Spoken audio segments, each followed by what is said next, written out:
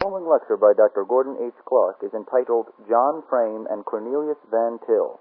I have this material from a paper which John Frame wrote. The title is The Problem of Theological Paradox. That's the title of Frame's paper. And you will find it in Foundations of Christian Scholarship, edited by Gary North, published by Ross House Books. Now, here is the trouble. I hope you won't be too confused, but I'm pretty sure you'll be confused somewhat.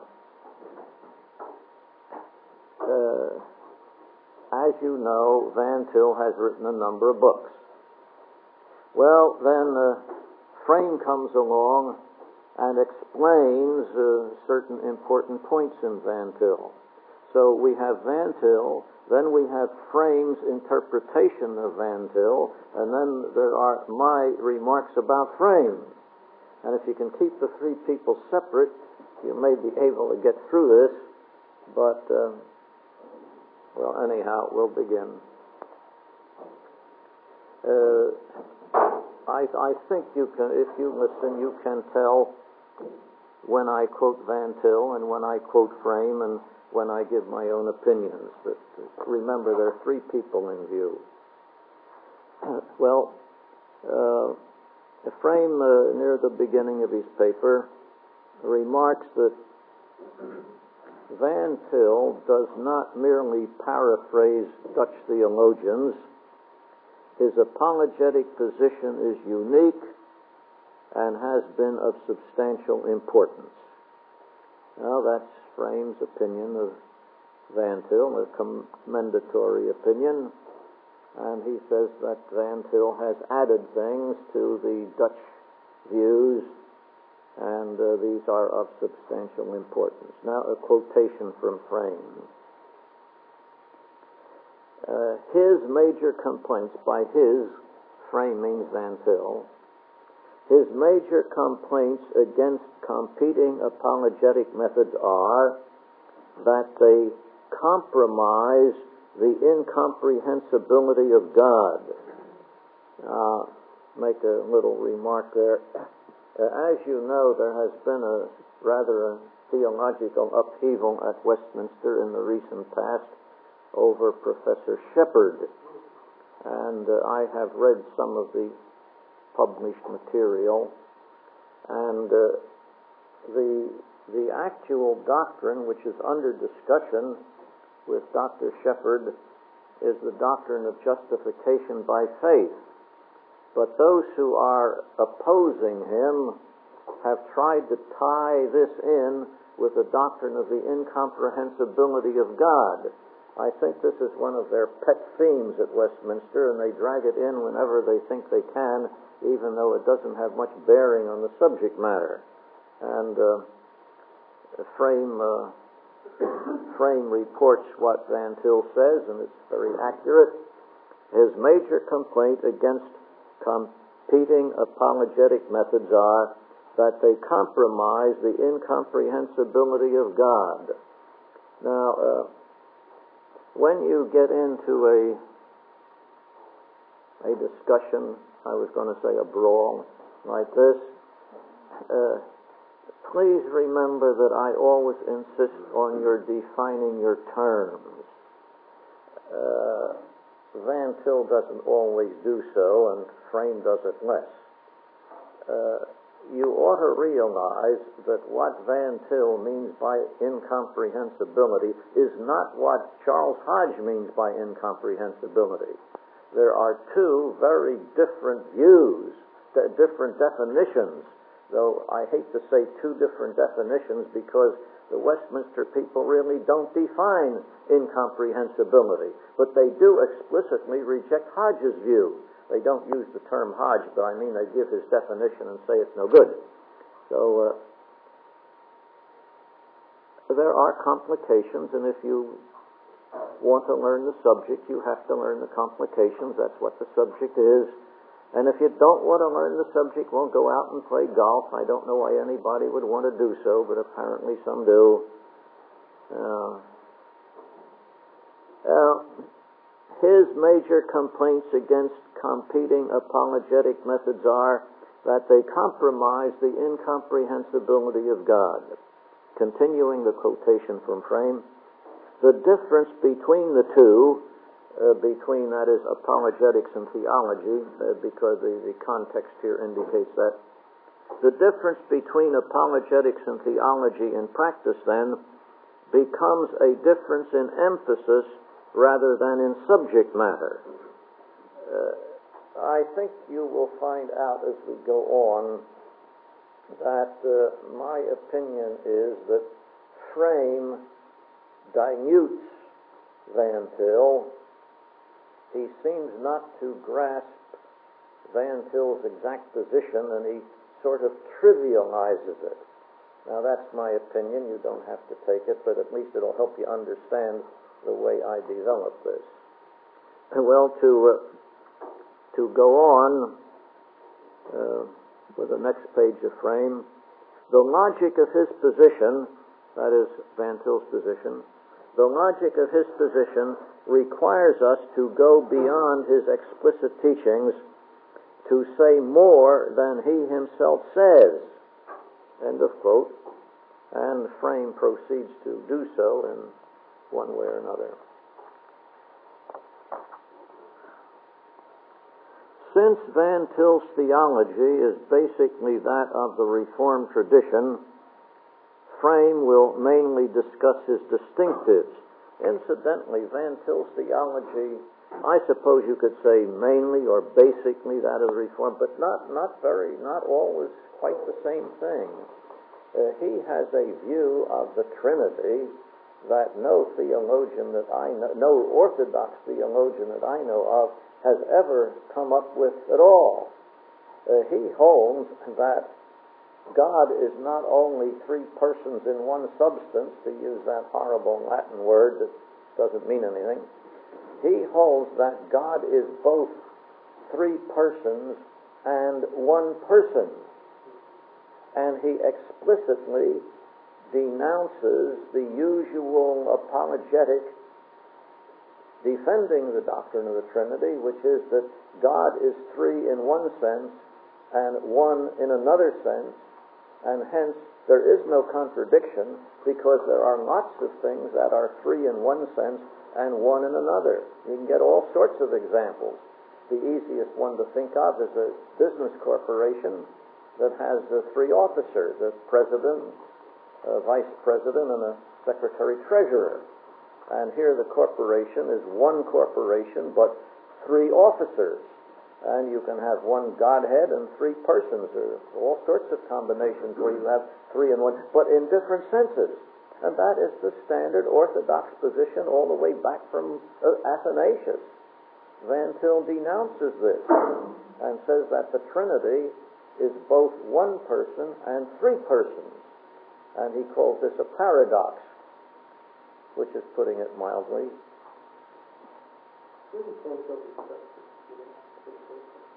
Oh,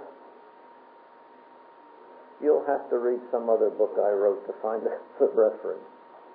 You don't know what book you wrote? I can't remember what book I wrote what in. After all, I published some 25 books, and they are just one blooming, buzzing confusion in my mind.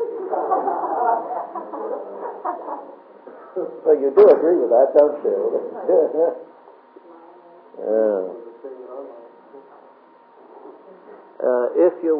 If you will look at something I had published in the last 3 or 4 years, you'll find it somewhere. I can't remember. Well, Frame says, since Van Til's theology is basically that of the Reformed tradition, Frame will mainly discuss his distinctives. And this is the relation between unity and diversity. In fact, Frame says the relation between unity and diversity is, and he puts this in italics, Van Til's most distinctive contribution to theology. And in doing this, discussing unity and diversity, at times Van Til appears unequivocally to endorse the idea of system, which I emphasize too, while at other times he seems to attack it. In favor of system, and you may remember that I emphasized system over and over again in my introductory lecture way back. Was it 3 or 4 months ago we started this course, or 3 or 4 years ago? It seems so long. In favor of system is his view that God himself is exhaustively comprehensible to himself. All right, fine. I'm sure God's mind is systematic, perfectly logical, and so on. And Van Til, Frame continues to quote Van Til, God's knowledge is systematic. There must be in God an absolute system of knowledge. That is Frame's words with reference to Van Til. And then he further goes on, we see then that our knowledge of the universe must be true since we are creatures of God who has made both us and the universe. Let me read that sentence again. This is Frame's sentence representing Van Til's view. Listen to it again. We see then that our knowledge of the universe must be true since we are creatures of God who has made both us and the universe. So now, if you can't guess what I'm going to say about that, you haven't been in the course very much, or you've been asleep all the time. In the first place, that is an invalid inference. It's bad logic. God may have made us, and yet our ideas may be false. In fact, a lot of our ideas are false. They often are. Of course, if we have knowledge, it is true. But this is a mere tautology. For example, Einstein says we have no knowledge of the universe, and so did Hume. And I'll read Van Til's sentence, Frame's sentence again. Our knowledge of the universe must be true, since we are creatures of God who has made both us and the universe. But can you figure anything crazier than that? That's ridiculous. Some more quotes. With regard to the existence of God and the truth of Christian theism, there is absolutely certain proof. There is a cogent theistic proof. End of quote. Now, Frame's statement there is quite true. Van Til has said this over and over again. He doesn't accept Thomas's proof or any other proof, but he insists that there is an absolutely certain proof, a cogent theistic proof. And he indicates that he means the cosmological proof, not the ontological proof. And for some 40 years now, I have been bugging him to show me the proof so I could see whether it was valid or not. He hasn't accommodated me as yet.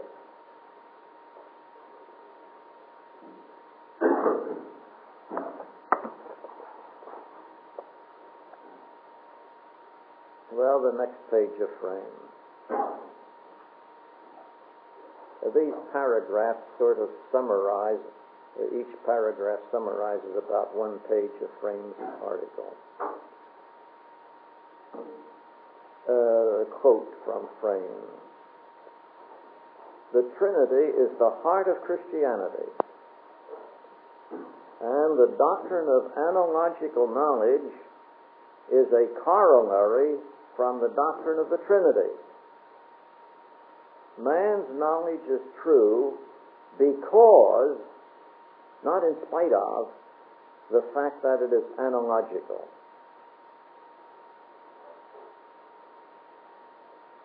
And then he winds up on a better note. All doctrines are interdependent. The parts depend on the whole, and the whole depends on the parts. Which is a good assertion that Christianity is a system. But what are you going to make of the statement, man's knowledge is true because, not in spite of, the fact that it is analogical? And remember, for Van Til, a statement that is analogical has no univocal element in it whatever. And to repeat what I've already said 3 or 4 times, you cannot have an analogy unless there is at least one univocal point of similarity. And I gave you Aristotle's example of the medical man, the medical book, the medical instrument, and so on. Now, Frame quotes this. He has spent several pages doing this, from page, say, 296 to page 304. If you remember, he began by saying that there are things in Van Til which indicate that he is in favor of a system. He better be, because his ordination vow said that he accepted the system of doctrine expounded in the Westminster Confession. Every minister in the OPC and in the PCA and in the RPCS takes an ordination vow that he accepts the system of doctrine in the Westminster Confession. And so Van Til accepts the system. What says Frame? There are lots of things in Van Til that go contrary to that. There are portions of his work which are sort of anti-systematic. Van Til denies that Christianity is a deductive system. And to support this assertion, Frame quotes this from, I'm quoting from Frame. Our knowledge is analogical and therefore must be paradoxical. All teaching of Scripture is apparently contradictory. All teaching of Scripture is apparently contradictory. Let me ask you, is it somewhere said in the Old Testament that David was king of Israel? Is that apparently contradictory? And yet, Frame quotes Van Til as saying, all teaching of Scripture is apparently contradictory. And the reason is that our knowledge is analogical and therefore must be paradoxical. Of course, he hasn't shown yet that we have any knowledge. That's one trouble. Quote, Van Til denies that the paradox of the three and one can be resolved by the formula one in essence and three in person. Rather, we do assert that God, that is the whole Godhead, is one person. Now, if you will get Frame's article, you'll find the reference in Van Til, which I don't have on this sheet of paper. So I'm not the only one who insists that Van Til says that God is one person and three persons. Frame admits that he says that.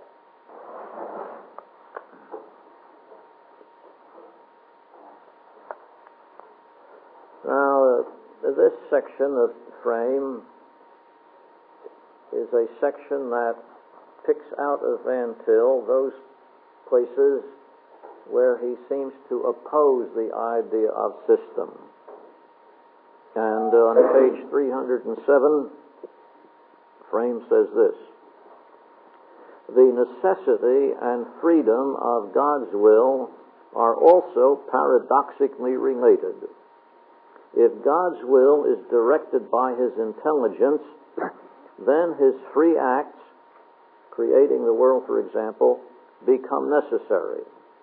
God had to create. If, on the other hand, God's free acts are truly free, then it would seem that they must be unconnected with His intelligence and therefore random. I'll read that quotation again. This is Frame summarizing Van Til's position. This is not Van Til's. This is not a quotation from Van Til, though I rather suppose, from what I know, some of these phrases are Van Til's words, but he's put them together. This is what he says: the necessity and freedom of God's will are also paradoxically related. If God's will is directed by His intelligence, then His free acts, creating the world, for example, become necessary. God had to create. If, on the other hand, God's free acts are truly free, then it would seem that they must be unconnected with His intelligence and therefore random. The trouble with this paragraph, which I've read a couple of times, is that neither Frame nor Van Til define necessity nor freedom, and certainly the phrase truly free. And therefore what is said here really is not intelligible. Then, beg pardon? Well, I'll try to. In the first place, there are various kinds of freedom. We agree, don't we, that in this discussion we're not talking about political freedom. That's another kind. The Arminian doctrine of free will means that God cannot control our wills. We make our decisions quite apart from any influence that God has on us. Or I'll define it this way, and I'm talking about human free will.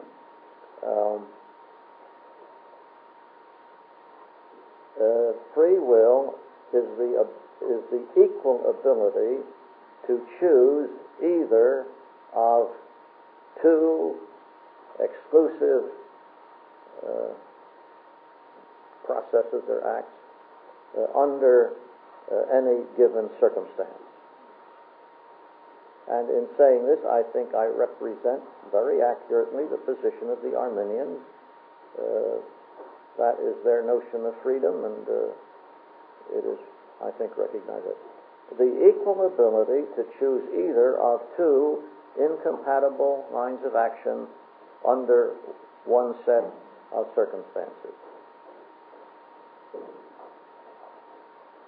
Now, another kind of freedom, which you find discussed in the Middle Ages, is the freedom of the will from the intellect. Now, this is different from the Arminian point of view. They may overlap some, but it is different from the Arminian point of view. The freedom of the will from the intellect. That is, you are able to do what you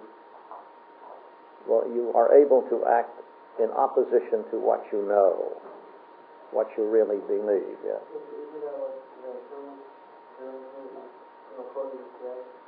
I'm not sure he nowhere defines freedom. Now, the absence of freedom in this sense would be indicated by Luther's volume on the bondage of the will.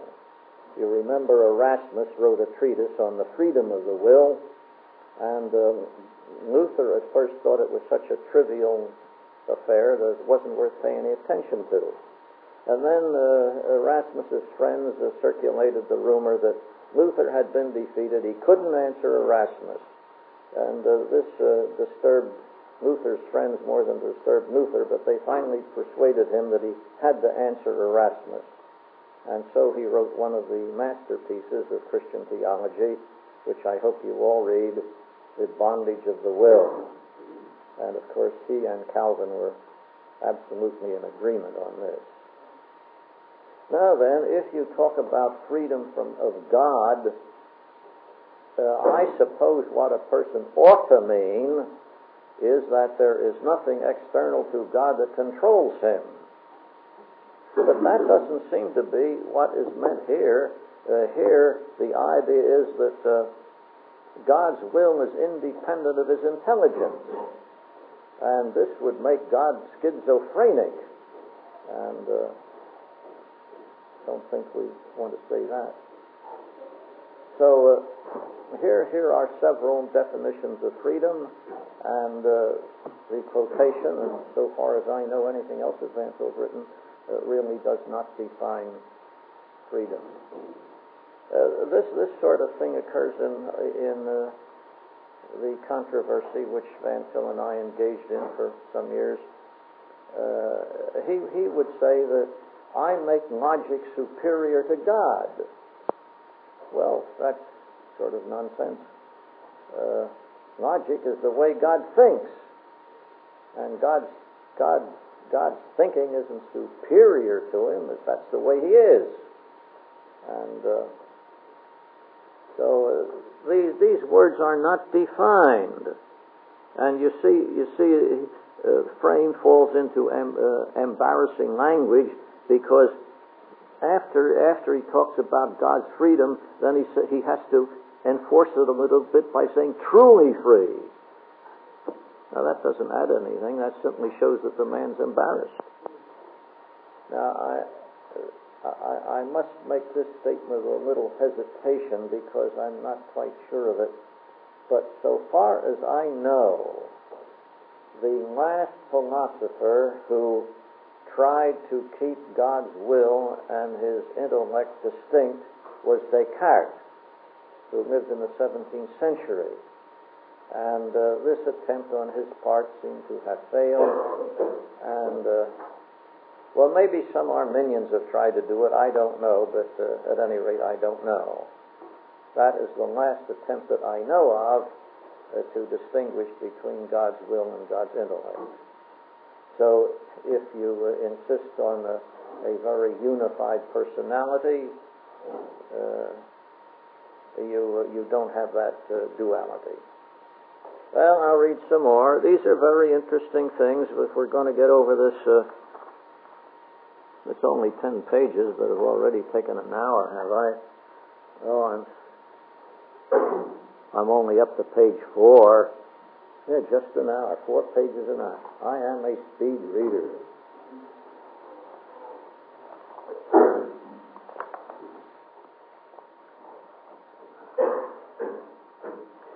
Now, coming back to Frame. This is a question he asks when he wants to give Van Til's answer. Does God's plan include evil? And Frame answers for Van Til. Does God's plan include evil? Yes and no. But he doesn't explain why he says no. The yes is correct, of course. God's plan includes everything. And you will see in Isaiah, the 45th chapter in the 7th verse, that God creates evil. And why anybody should say no can only be explained on the basis that he pays no attention to the Scriptures. Yeah, the original edition of the Schofield Bible had a note on Isaiah 45:7, and the note said this: the Hebrew word ra, which is the word in the note is this: the Hebrew word ra is never translated sin. He was referring, of course, to the King James Version. The Hebrew word ra is never translated sin. Now, the remarkable point about that note is that it's absolutely true. Now, how would a person know that the Hebrew word ra is never translated sin in the Old Testament, since that's the Hebrew? How would you get to know that? Huh? How much of the Hebrew text? And of course, all the text of the King James Version too. Yeah. So you couldn't make that statement unless you had examined every case, wouldn't you? Well, in any case, however you do it. Yeah, of course, the concordance has done most of the work for you. Now then, if Schofield examined every case of ra in the Old Testament, he must have known that ra means murder, adultery, theft, lying, and all sorts of sins. And yet he said it's never translated sin. That's right, it isn't. But it refers to murder, adultery, theft, false witness, covetousness, all things. I am making the linguistic assertion that the word ra refers to all sorts of sins. And as for some suggestion that you make, if you will continue with the verses in Isaiah, you will find that the following verse refers to peace. And if you look at it in the context, it isn't peace between, say, Israel and Syria or something like that. It's peace with God. And so if evil and peace are contrasted, and if peace means spiritual peace with God, then ra means sin. But Schofield didn't want to say that. So he said something that was perfectly true and completely misleading. Another example of Van Til's rejection of systematic theology. The image of God in man is both lost and retained. To quote, the image is lost in some sense and also remains in some sense. Incidentally, this is a verbatim quotation. I'm not making this, I'm not summarizing it all. These are Frame's own words, including the little parenthesis in some sense. The image is lost in some sense and also remains in some sense. Since the precise senses, and this is still Frame's wording, since the precise senses are not specified, we are left with a paradoxical formulation. Let me read that over again. The image, that is the image of God. And really you shouldn't talk about the image of God in man. The Scripture says man is the image of God. The image of God isn't something that happens to be in man with a lot of other things. Man himself is the image of God. Well, I'll read this. The image is lost in some sense and also remains in some sense. Since the precise senses are not specified, we are left with a paradoxical formulation. End of quote.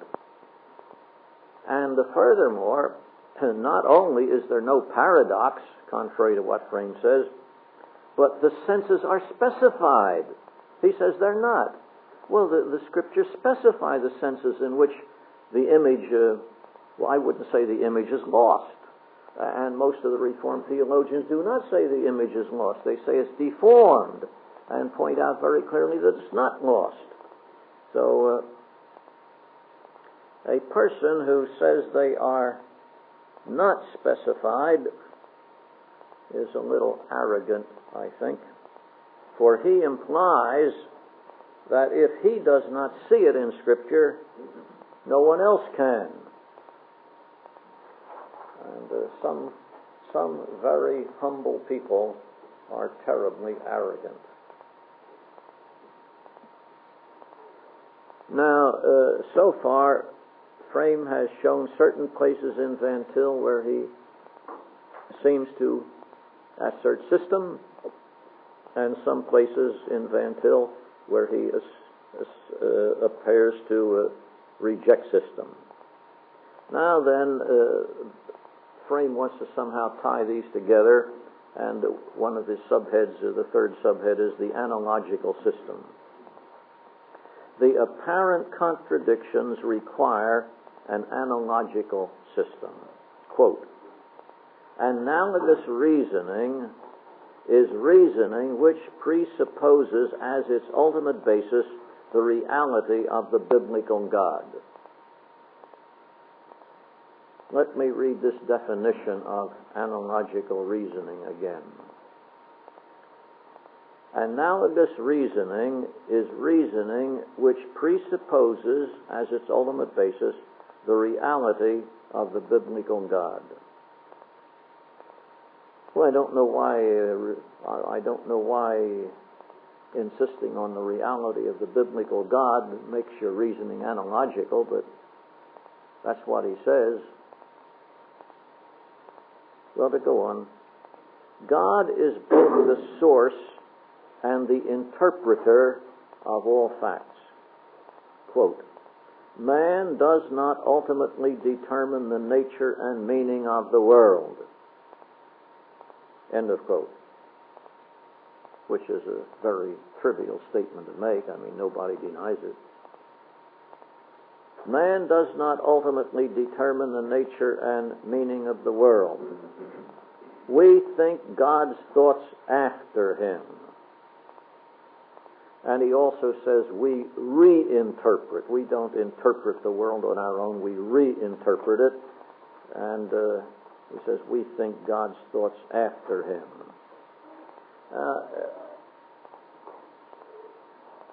The question here is, if that is so, how do we know that our reinterpretation is correct?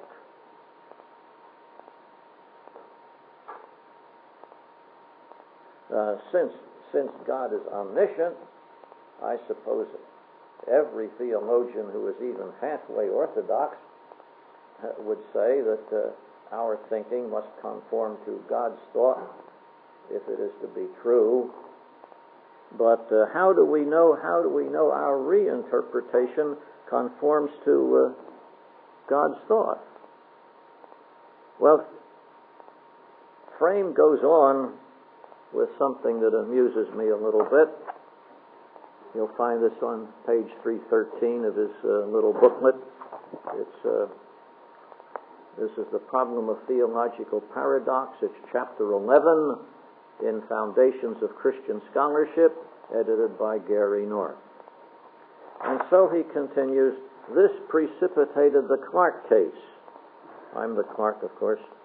If any of you don't know it, I was ordained in the OPC in 1944, and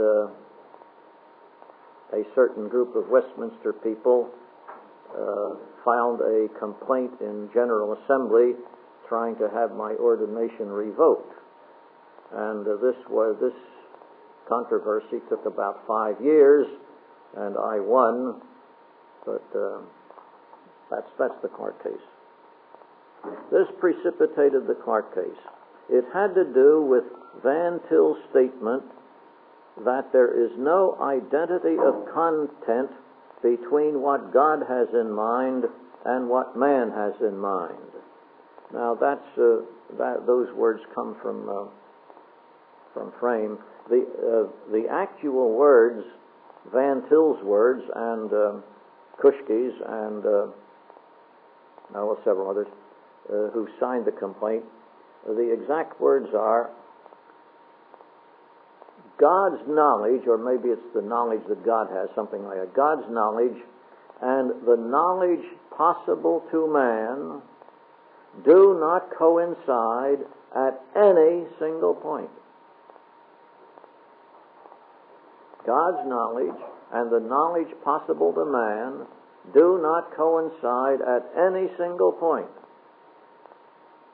Now, Frame continues, God's concept of a rose is different in content from man's because God's concept is the original and ours is derivative. But the word content in this sentence is considerably ambiguous, and in fact Frame himself lists 6 different meanings of the word content. Frame does not repeat the charges that were made in the Clark case. He doesn't repeat any of the reply, but at any rate, he does not repeat the main sentence in the complaint. The complaint was a document complaining against my ordination. He doesn't repeat this sentence, which is the key sentence. The knowledge of God and the knowledge possible to man do not coincide at any single point. Therefore, Frame cannot urge that Van Til means only 1 or 2 of the 6 meanings of content and does not mean the others. Van Til said at any single point. And if Frame comes along and says, well, there are 6 meanings of content, and maybe man's knowledge and God's knowledge coincide at 1 or 2 of these 6, but not the others, that is ruled out by Van Til. He said not at any single point. And hence it's useless for Van Til to say that the word content has 6 different meanings. Well, going on from that, he comes to a subsection on analogy and revelation. Quote, Van Til rather affirms that we can have no knowledge of God unless he voluntarily reveals himself. Well, that does not require our concept to differ from God's. It simply means that God reveals his knowledge to us. Then we have his knowledge. Frame insists that we can derive knowledge from an observation of nature. And the quotation is, extra scriptural information to interpret Scripture. As we need, or at least we use, extra scriptural information to interpret Scripture. But neither he nor Van Til explain how this is possible. This is a big gap in their theory. But Frame insists, quote, thus we can use such data fearlessly and thankfully. That is, we can use extra scriptural information fearlessly and thankfully. Does that mean that we should hold to the discarded theory of gravitation? Does it mean that we should hold to Newtonian's idea that motion proceeds in a straight line?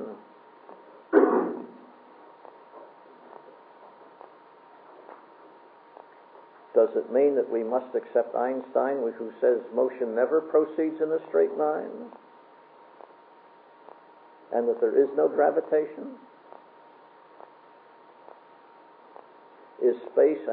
Are space and time independent frameworks, as Newton said? Or are they not independent, as Einstein says? And who knows what the science will be a year from now? Now, Frame admits that man's knowledge of nature is distorted by sin. Quote, man's normal activity of interpreting the universe has been distorted by sin. Well, in that case, how can we use it fearlessly and thankfully? But I am not particularly interested in the distortion of knowledge by sin. I do admit no edict effects of sin, however. But my theory is that even Adam, before he fell, could never have arrived at any laws of nature whatever, because our physical abilities do not enable us to do that, and laboratory experimentation is an imposition of mathematical choices on observations that do not compel any particular proposition.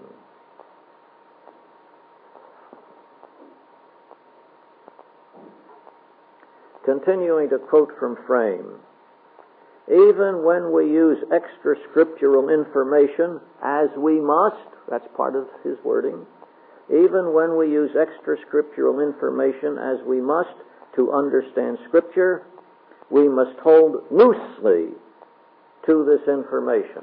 Oh, I thought he said on the previous page, we can use it fearlessly and thankfully. Now he says we have to use it loosely. And if we use it loosely, then even loosely, we must reject the principle that Scripture must be interpreted by Scripture, which I think is the Reformed position.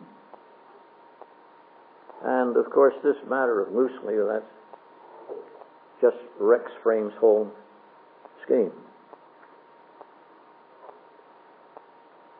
Now, further, on page 321, quote, our knowledge is limited both by our created status and by God's sovereign limitation of revelation.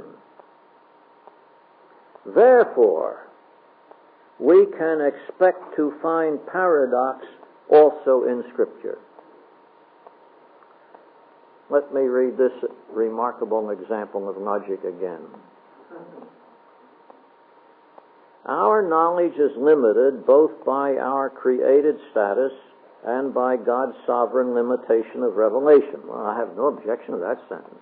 But look what he implies from, what he infers from it. Therefore, we can expect to find paradox also in Scripture. Now, that's perfectly fallacious. The therefore doesn't hold at all.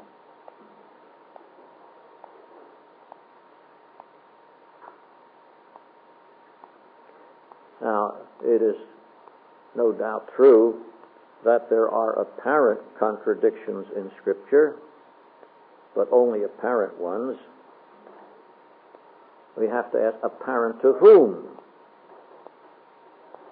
They appear ultimately irreconcilable to unbelievers because unbelievers have a false view of the foundations of logic. But the apparent contradictions are also apparent to all men, believers and unbelievers. Wait a minute, wait till I get the... I better do this over again. This is all quotation. I think maybe you thought I was speaking for myself. These are Frame's words. I'll go through them. There are apparent contradictions in Scripture, but only apparent ones. Apparent to whom? They appear ultimately irreconcilable to unbelievers because unbelievers have a false view of the foundation of logic. But the apparent contradictions are also apparent to all men, believers and unbelievers alike, because of their finitude. End of quote. Well, many unbelievers will admit consistency in places where Frame finds paradoxes. This is more often the case with believers. A paradox, in my opinion at any rate, a paradox is simply a confusion in one's mind. And hence what is paradoxical to one man is not paradoxical to another. And my standard example of this is a physics laboratory, an elementary laboratory, where the professor will tell you that the weight of water in this container is half the weight of the water in this container. And yet the pressure with the lesser water is twice the pressure with twice the pressure of the greater amount of water. And that sounds queer to some people. They ask some of the students, well, how can water, which is half the weight of another beaker of water, have twice the pressure on the bottom? This is a paradox. This is one that's very easily solved. Any of you know the solution? You've had physics? Yeah, tell them. Exactly, yeah. Pressure is a function of height, not of weight. But most people make a mistake and think it's a function of the weight. And but two of us here don't see any paradox anymore. Now, Van Til, this is a footnote that Frame has. Van Til suggests that the contradiction appears only at first sight. Elsewhere, he seems to argue that it is irresolvable by any created intellect. That is, there are paradoxes in the Bible that we can't possibly untangle. Van Til sometimes uses deduction, sometimes forbids it, but never explains when one rather than the other is the case. And of course, that's just the trouble with Van Til, isn't it? Omnipotence is not paradoxical, for nothing in Scripture contradicts it. God's sovereignty and man's responsibility are paradoxical, and to remove that contradiction would be to compromise either God's sovereignty or man's responsibility. Let me read this over again. I'll tell you where the quotation begins. I have summarized a little bit before the quotation begins. The summary is like this. Omnipotence is not paradoxical, for nothing in Scripture contradicts it. Although on another page he says everything in Scripture is paradoxical. Omnipotence is not paradoxical, for nothing in Scripture contradicts it. God's sovereignty and man's responsibility are paradoxical. Quote, to remove that contradiction would be to compromise either God's sovereignty or man's responsibility. End of quote. But if omnipotence, these are my words, if omnipotence is not paradoxical, as Frame said above, quote, what are we to make of his statement that all teaching of Scripture is apparently contradictory? Now that's Frame's statement about Van Til. I would suppose that Van Til might say this, but at any rate, that's the way Frame understands Van Til. No, in fact, this is a quotation from Van Til. There's a double quotation here. These two things mean Frame's statement. What are we to make of his statement that all teaching of Scripture is apparently contradictory? Question mark. Now, Van Til said that omnipotence is not self-contradictory, but creation and responsibility are contradictory. And also, he said, all teaching of Scripture is apparently contradictory, which would, of course, include the idea of omnipotence. Our concepts are limiting concepts. Now, here, Van Til misuses language, for Kant means something quite different. The word limiting concept arose with Kant, and it has a certain meaning. Van Til takes the phrase but uses it in different sense, and it's hard to know what he means. It's something like this. Limiting concept means merely that there are some things we do not know about a tree, for example. It merely means that our knowledge is not exhaustive. Well, that's not what anybody in philosophy meant by a limiting concept. And furthermore, here Van Til thinks of things, like a tree, as being an object of knowledge. His confusion vanishes if we take propositions to be the objects of knowledge. If in interpreting Scripture, putting the two verses together produces an apparent contradiction, then so be it. End of quote.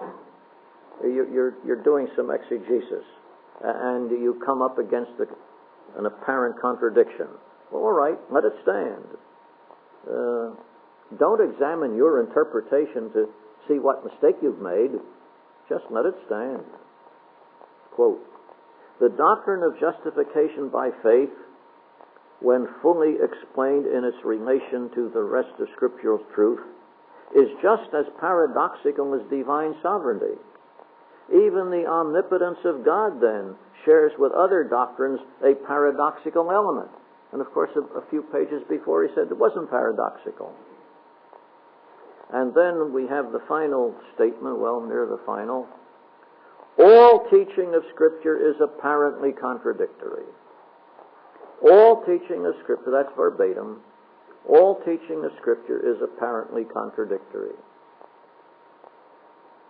I might say that the statement David was a king of Israel is not apparently contradictory to me.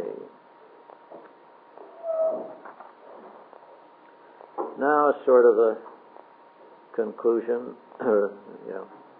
Quote, logic has made only small steps in this task, describing the conditions of intelligibility for a few key terms like all, if then, and so on, only in certain narrowly defined contexts. For example, man has, in one sense, and has not, in another, lost the image of God as the result of the fall.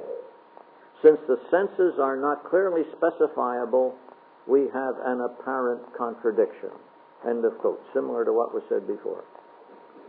And even my remark is, even if the senses were not specifiable, there would not be an apparent contradiction anyway.